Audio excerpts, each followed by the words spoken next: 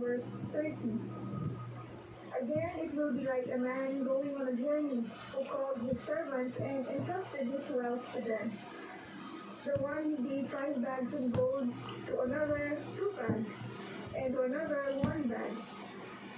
Although through this then he went on his journey. The man who had received 5 bags of gold went at once and put his money to work and gained 5 bags more.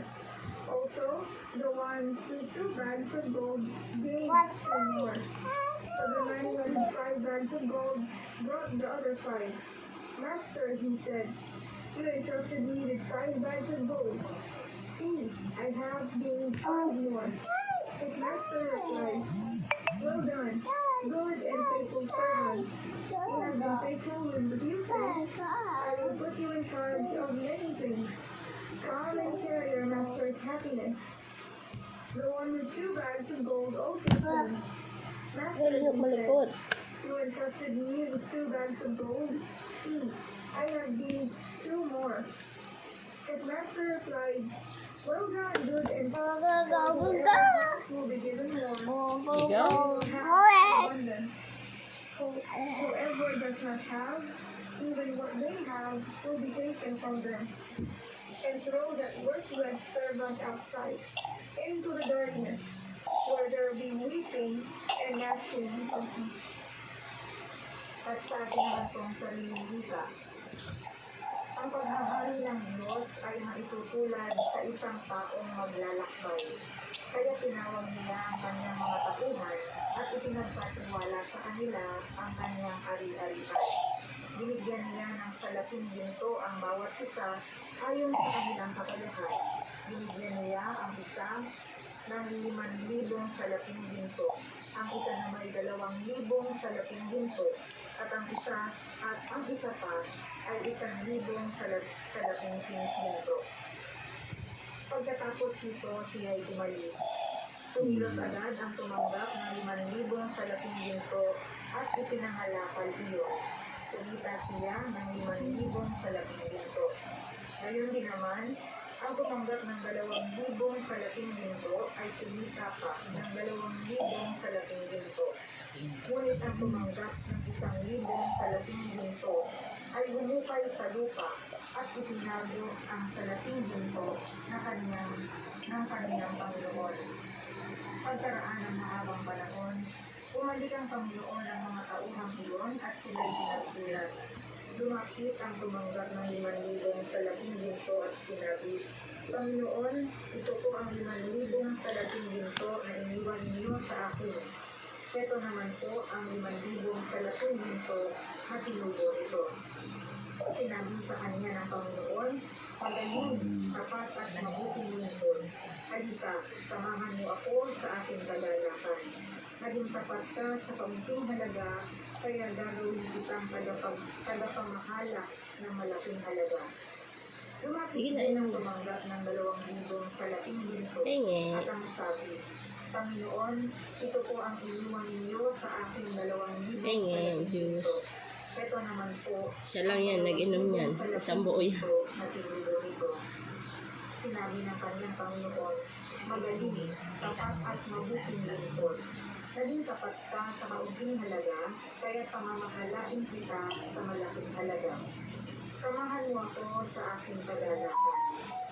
Lumapit naman ang 1,000 salaking ginto at sinabi, alam ko kung palinit at pinisikas ninyo ang bunga na itinanim at ang natakot ko, kaya ibinaon ko sa lupa ang inyong salaking ginto. Matapon na. Tumagot Stand up. Stand up. Ito na. alam mo palang Hold. Hi. Hi. At inaali ko ang hindi ko inhatid. Bakit hindi mo na lamang nilagay sa bangko ang aking salamin kahit paano'y may inubo sana ito. Kunin niyo sa kanya ang 1,000 salaking ginto at ibigay sa may 10,000 salaking ginto. Sarap. At ang mayroon ay bibigyan pa at magkakaroon ng sagana. Ngunit ang wala, pati ang kakaunting nasa kanya ay pupulitan. Ipatapon ninyo sa kadiliman sa labas ang walang silbing taong iyan. Doon mananangis siya at magngangalit ang kanyang mga ngipin. Mga kapatid, ang mabuting balita ng ating Panginoon. Sarap yan. So, ayun po, no? Sa ating prayer manager, ang gospel na binasa natin ay mula doon sa The Good and Faithful Servant. At yun nga po yung ating napakinggan na hiling message po na sabi po ng lingkod kahapon. Sabi sa Tagalog mabuti at tapat na lingkod. Ayan, so, ano na namin? Can you Hi. Hi. I'm drinking orange juice.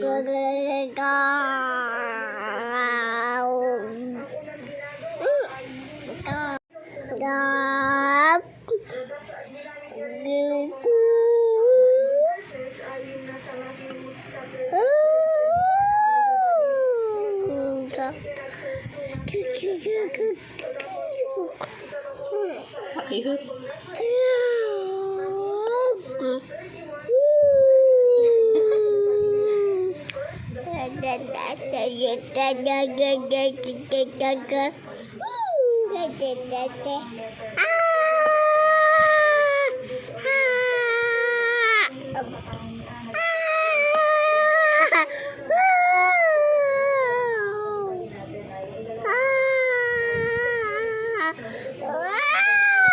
Ay, no.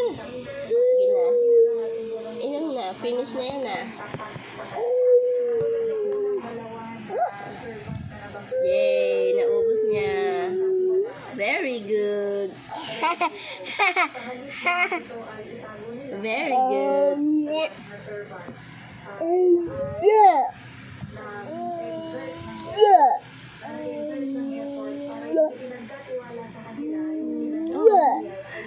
Thank you so much for watching. Bye. Bye. Bye ka na, Baby Erin. Bye. Bye-bye.